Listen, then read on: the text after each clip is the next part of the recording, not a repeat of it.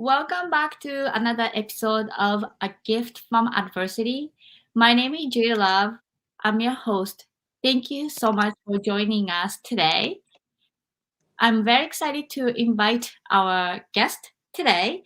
Her name is Alyson Muzila, and then Alyson and I met from taking online acting class taught by James Dumont. So I don't know if I had met her in person yet. I think we met at the last class right before the COVID shutdown. Oh. So, anyways, I would love to welcome Alyson to A Gift from Adversity. Alyson, thank you so much for being here today. Thank you so much for having me. This is my first podcast, so very exciting. So, we are going Facebook Live, YouTube Live, and then it's going to go on podcast, on Anchor, and Spotify. Amazing. Thank you for having me. Absolutely. So, Alyson, can you tell our audience your name and who you are? And then if you are on Facebook Live, YouTube Live, if you have any questions, just put it on the chat. So tell us who you are. So my name is Alyson Muzila, as Juri said. How far do we want to go back? I was born in Minnesota, but raised in Wyoming. That's usually what I like to tell people. But I've lived in Boston for 20 some years. I'm an actor. I'm a nonprofit leader. I am an activist around numerous causes, and I'm a mother of 4. So I'm a very, very busy person, but my passion really is truly acting. Great. So you have some audio kind of, which I don't know what it is. I don't know exactly. I'll just hold the phone and we'll see if that's better. Yeah, that sounds better. Is that better? Okay. Is there any way you can? Yeah, some of our audience's audio is kind of corrupted, but I think it's better now. Do you have something that you can put the phone on? I had it on something. Oops, sorry. I'm not a person. Is that better? Yeah. Okay. I think better. Yeah, sounds good.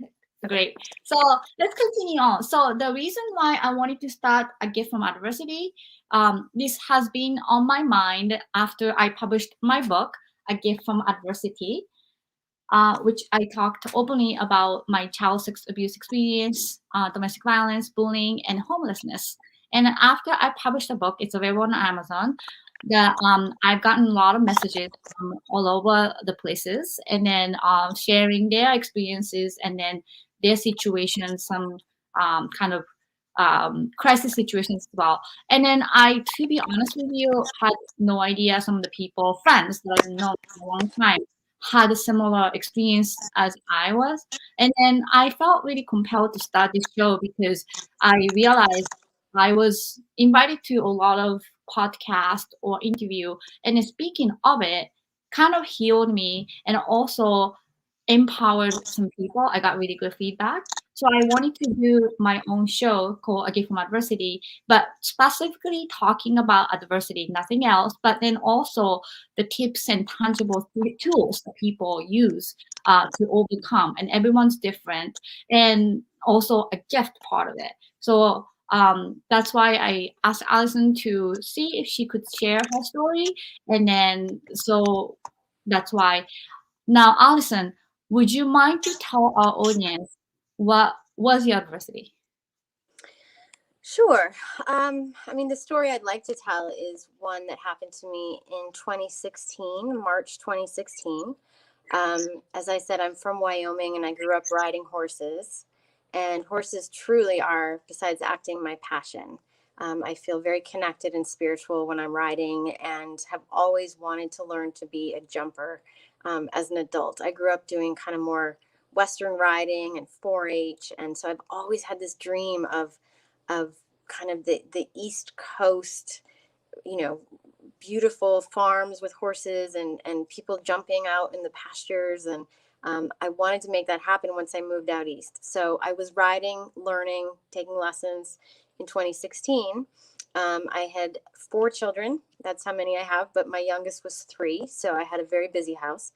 And unfortunately, just like with any riding situation, something can happen very quickly, or with any sport, and your life can change. And I was doing a very low jump with a horse, and the horse tripped and fell forward. So even though I had a helmet on, which is required by law, I landed on the front of my head, and then flipped over. So really my brain kind of had an impact from the front and then to the back. And that is important to note just when it comes to learning about brain injury and sort of where your symptoms can come if you do get a concussion. So, I felt a little strange that day. I didn't black out. I didn't get headaches, but 5 days later, my life completely changed. And it was as if I were a completely different person. And that began 2 years of recovery from a very difficult brain injury. Wow. So it took 5 days from the original accident to develop something. And what happened? How did it change you? So, yeah, typically, I think often we think of concussion, we think of kids, or we think of NFL players. I mean, honestly, that's often where our brain, no pun intended, goes, is to those examples that we know about. And, often you see the guy that's on the field and he gets kind of up, he's seeing stars, or he blacks out or something, and he gets checked right away. And maybe he's like off, not able to play for a while. Other times when somebody gets a brain injury or concussion, they may not have symptoms for a couple of days because the swelling in the brain, it's really a bruise on the brain. It takes a while for that to actually impact how your brain functions. So I can tell you that I really didn't feel, the night it happened, I literally put on a dinner party for 12 people and cooked like a crazy menu. And then 5 days later, I was a completely different person, having kind of a panic and anger attack. And it felt like something had completely taken over my brain. And I suddenly, was struggling with a lot of suicidal thoughts that really continued on for many, many months. But really the largest symptom for me that made life almost too difficult to experience was the sound. And a lot of people have, extreme sensory issues when they have a brain injury. That's why they usually recommend that you go to a dark room and lay down. When you have post-concussive syndrome, which is what I ended up developing, and yet you're a mother, there's no way that you can go lay down in a dark room for the number of weeks that you would need to heal. And in fact, even though I went to a concussion center and had, professional assistance, it really did take 2 years of therapy, different kinds of therapy, before I really felt like I had my life back. So what kind of therapy did you go through? So interestingly, a lot of things happen, and everybody that gets a brain injury, whether it's just a concussion, I shouldn't say just, but whether it's a concussion or, a more advanced traumatic brain injury or post-concussive syndrome, everyone has different symptoms, and there are enough similar that people can obviously diagnose this issue. I did not have headaches, and that's often associated with a lot of people that have these injuries. I did have the sensory issues, and I think the biggest thing that came for me was the rage, and I kind of call it like the NFL effect. So I would go from 0 to 60, and literally, and I will talk about this openly. People don't like to talk about angry women, but I was an angry woman, and when you have reached your limit by 5 p.m. that day, and that's just when all your kids are coming home and just when you're trying to make a meal, and suddenly your house is filled with chaos and noise and fighting siblings, it was enough to literally make me want to hit my head against a cabinet out of anger. I became a different person. I mean, you know me. I'm generally a very nice, open, kind Minnesota girl. And yet this rage that was inside of me that you often associate with somebody who might play football and who has repeated injuries like this, I had that. And it was insanely scary and isolating. So back to your question of what did I do for that? I definitely had my own therapist that I'd continued to have for many years. And I worked hard on just trying to find out who the new me was, at the concussion center, I actually worked with a speech therapist. And, you know, a lot of people think that speech therapy is really all about the speech that comes out of your mouth. It's as much about the information that comes into your brain and the information that is needed to then come out into words. So, one thing I couldn't do is organize my thoughts. I couldn't cook. I couldn't follow recipes. I couldn't really um, think through a series of tasks or kind of accomplish what most women do in a day, which is hundreds of little items. So, and yet I had to try to keep my house moving.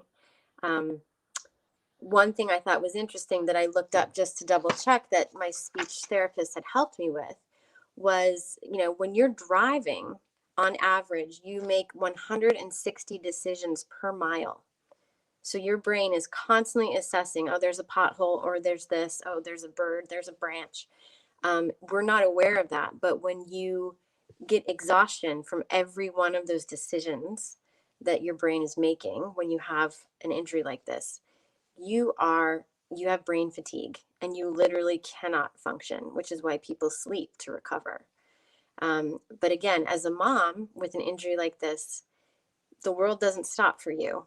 You know, there's a lot of double standards, and I've realized that as a woman who's gone through, you know, TBI recovery.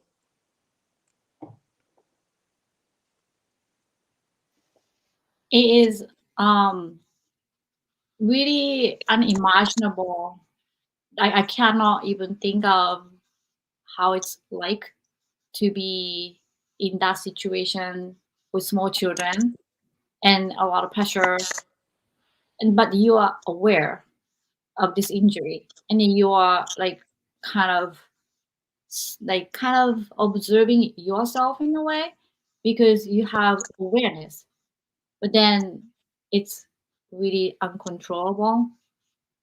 Am I accurate or not really? Yeah, no, I mean it is. It's you think you can control it, but the way to control it for me would have been, and I'm not good at this, simplifying my life, right? Um, Driving far less, asking for more help. I have very few family members here. My parents don't live here, so they would have been the people I think that would have, you know, definitely helped out if they could have in terms of everyday help. I just remember, you know, again, as a mom, and you know, how many things we do that if we had to tell everyone every step of what we do every day for our kids and our households, it would be a book. And all I wanted, and I said this to my husband numerous times within the first few weeks, was I just want a Mary Poppins. I want someone that can come in because I could barely talk. I could barely get words out. And so I, I wouldn't have even had the ability to tell someone all the things that they needed to do to help me. So, you know, we kind of limped along for a few months. This happened in March, and, you know, summer came. I took a trip with my family. I didn't realize that flying can actually exacerbate those symptoms. So then that set me back a couple months. One night I went out on a boat in the harbor. I had no idea that imbalance on your brain can actually also set you back. So I ended up in bed for another week, just unable to kind of balance myself. And it's amazing how much our brain does for us that we're not aware of until something like this happens.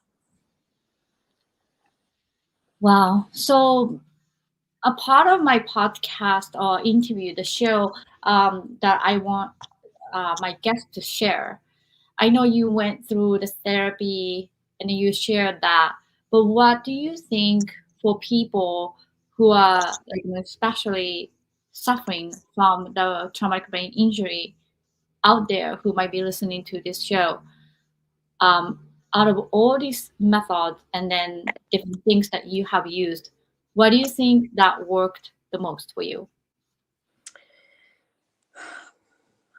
You know, I can tell you what I wish I had done more of, which is ask for help. And I think that people should not feel ashamed to ask for help. It's very difficult because it's an invisible disability, generally. You know, people would look at me and they wouldn't see anything wrong. And then I would go home and have a complete meltdown, you know, and just not be able to get out of my bed for hours or days. And I think if I'd been able to really explain to friends what my life was like at that point, I would have felt supported, and I would have been kinder to myself, allowing myself to sleep when I needed to, asking for help with rides, maybe not taking on projects. I mean, I actually did take on an acting role a few months after that. Um, the fall after that, I was in a musical and I was trying to learn choreography. And I nearly broke myself just because I could not remember steps. So I was really pushing myself when instead I should have been recovering and realizing that it was many months to probably over a year that I needed to just get through this. So being kind to yourself is a lesson that I think people with brain injury should really focus on. And it's very hard for a lot of us to do that. So, first of all, thank you so much for sharing your story and then being brave. And a lot of times, people who went through those kind of traumatic injury maybe feel a little bit, I don't know, hard to share. Maybe especially like the show like this. So I truly appreciate you being here today. And from bottom of my heart, I respect you, and I really adore, like, your passion. Like, I respect as a mother, and also you are working at a school committee in your town. Yeah, I was elected to my local school committee. So that is one of my jobs. And then I sit on a number of nonprofit boards and I work on advocacy around autism and neurodiversity. And if I can jump in, I just have to say that one of the, I guess, silver linings, because there always are some, of this challenge is that sometimes people say when they've had a TBI or, post-concussive disorder, that it's almost like some people have said autism light, in the sense that a lot of the symptoms, especially the ones related to sensory issues, um, kind of mimic how many people with autism or on the spectrum feel much of the time. And my oldest son is on the spectrum. And so I began to see the world differently, more through his eyes, so that when I was in a loud restaurant, I could start to understand how he just needs to leave. And I would be the person that had to leave.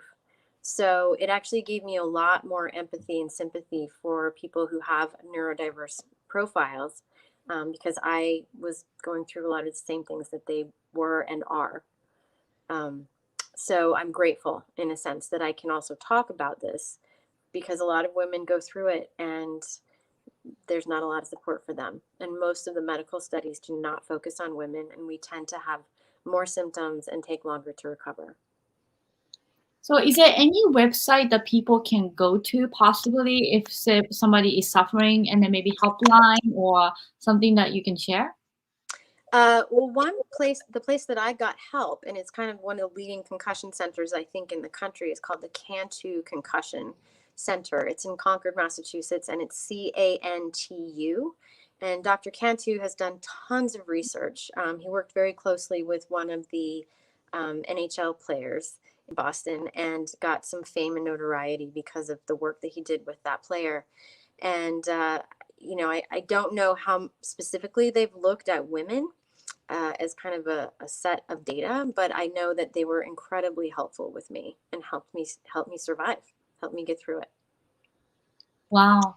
I watched the movie Concussion, Will Smith, and then I had no idea until I watched that movie that even like a small amount of impact can really, really have a lifelong effect. And then, like what you said, the people cannot see that you have the injury inside because it's internal. So that some of the social setting might be very difficult, like when you're having this uncontrollable things caused by the brain injury, that, I think it's just so hard for, a moment like that, like your case is riding on horse and just accident, and that's impacted for a really long time. So NFL players. But how are you doing right now? after all this like therapy and everything said, are you feeling okay, or do you still feel some symptoms? I mean, this is almost 6 years ago now, so I would like to think that I'm past any kind of symptom. However, and maybe this is just age, maybe it has nothing to do with this, but I do feel that, I used to be very, very good about memorizing and sort of short term memory. Um, that's definitely harder for me. I mean, I have moments where my brain just kind of shuts down, and I do feel like that was not the case before. But many people will say, oh, that just happens after you're 40. So I don't know what's true, but I do know that it's frustrating, and it does bring back the intense frustration that I had for those 2 years when, I didn't feel that I could be myself. I couldn't communicate. That was one of the hardest things for me because I'm a communicator. Um, but other than that, I'm grateful. Oh, and a year ago, I started horseback riding again, and it is again my passion. And I ride now about 4 days a week. So Wow, that's so crazy. Like, how did you find a courage to go back to where the incident happened? I haven't ridden back at where it happened, so I've switched where I ride. Um, but I never was really afraid to get back on the horse. And most horse people, they're used to getting thrown, they're used to falling. It's just part of the sport. If you play football, you're going to fall. And so we have such a love for the horses and for the sport itself that most of us will get right back on. And I did actually get right back on after I fell. I had to. You kind of have to. Um, but now I'm jumping again, and I've definitely had to work through some fear. A little jump on the ground. My muscles were more nervous than my brain. Um, but now I'm up to about 3 feet I can jump, and that's been a dream come true for me to be able to ride a really big horse and jump really high. So That's incredible. Wow. thank you. So I really don't know much about this, and then I'm very happy that you shared it with me and then with our audience who's going to be listening to it on live or the podcast later on. And do you have any advice, tangible thing that I know you said ask for help, but besides that, maybe like internally, like, if they were maybe self-judging or like, saying something to themselves, like, do you have any advice to overcome that? I think because this is an internal injury and it's affecting the organ with which we rationalize and feel and and you know use to kind of survive every day, it's very difficult to try to heal yourself from the inside out. So I really feel that the people I've talked to many women who've gone through this. I think most people that have felt the most successful in their healing and the least frustrated are the ones that have asked for help, whether it's from a family member, whether it's from professionals, um, whether it's from a friend who's just, if they say, hey, I just can't do this. And the friend is the one that gives them permission to sleep or to just turn down a job or to not make a meal. I think for people who are perfectionists or high achievers, this is actually one of the most difficult injuries. I think people who are high achieving athletes, when they break a leg or something, they have that same kind of frustration. And I think, creatives and high pushing, high achieving individuals who work, this is probably one of the toughest things for them to overcome. So I think, as you said, be gentle with yourself. Um, don't make your own calendar for how long you think it's going to take to heal. Let your brain and body kind of guide you and sort of give into that, and just love yourself through it, because it's a very lonely place to be. And it's important to surround yourself with people who will educate themselves about it if they don't know about it. And there's actually a lot of books and support groups for family members, for loved ones. And I urge people to look for those. Got it. So we would like to wrap our program, but before we do that, I want to ask the last question I always ask uh, for my guest, which is a gift that came from the adversity that you went through. So how would you say or identify what is a gift that you learned from the adversity? I think one of the biggest gifts is understanding the power of forgiveness. I think there were so many mistakes that I made when I was in those moments of anger. Um, and when I was that person that really wasn't me. And my children still love me to this day, and my husband stayed with me. And there were a lot of years where it didn't seem like that was going to work. And I know for a lot of people that go through this, they often can't keep a, relationship together in terms of, an intimate relationship or just, um, with a partner. It took a lot of work, but I think at the base of it, it really comes down to forgiveness and love, which is really what comes to healing a lot of adversity, right? So I'm grateful that my family is as forgiving as they are and that I've been able to forgive myself. Well, thank you very much for sharing it again. Is there any website that you want to promote, social media that people can follow? Um, if anything that you want to shout So out? I just got my own first website out. It's an acting website, AlysonMuzila.com. However, I'm very, very interested in doing a film project about TBIs and women. And so if anybody is interested in that in the acting world or the producing world, you can reach out to me on that website. And if anybody also has questions just about how to get through this or how to help someone who's going through it, also on my website, there's a contact form and you can email me. Great. So you a little bit mentioned about film. I know you've made some film. I just Would made a film. Yep. would you want to talk a little bit about it? Okay, well, yes, I'm so thrilled that literally a week ago, last Friday, almost a week ago, my first film that I wrote and acted in was completed. And it feels like I had a fifth baby because it was like such a big deal. I learned so much. And again, it's about taking risks, and that's another thing I did learn from all of this, that you don't have to keep taking risks in your life, but then you're not going to learn and grow and meet amazing people. And so that's what I ended up doing with this film. And I'm very proud of it. And it's going to be premiering sometime this spring and at film festivals, hopefully. And it's a comedy. And that's my favorite genre. That's what I feel like I can bring to the world. It's just a lot of laughter and smiles. So thank you for letting me mention it. Of course. What is the title of the movie, and how can people learn about the movie? The title of the movie is called Scotch Please, as in I'll have a scotch, please, at the bar. And I'm sure there will be updates on my website. Since it just got done, I haven't updated, but there will be information there. There's also, we have an Instagram, Scotch Please Instagram handle, and my own Alyson.Muzila.actor will be promoting Scotch Please from there. And I know I saw my friend Brian McDonald was in your movie. Yes, I actually wrote this piece for Brian and for me. And that just reminded me, he did set up an IMDb page. So there is an IMDb page for Scotch Please. Yay. This is all new territory, so I'm not remembering everything. But we had a blast doing it, and he's an amazing actor. And I'm thrilled that he participated. This was just a script written for a class, and we ended up just putting it on film, and hopefully people will enjoy it.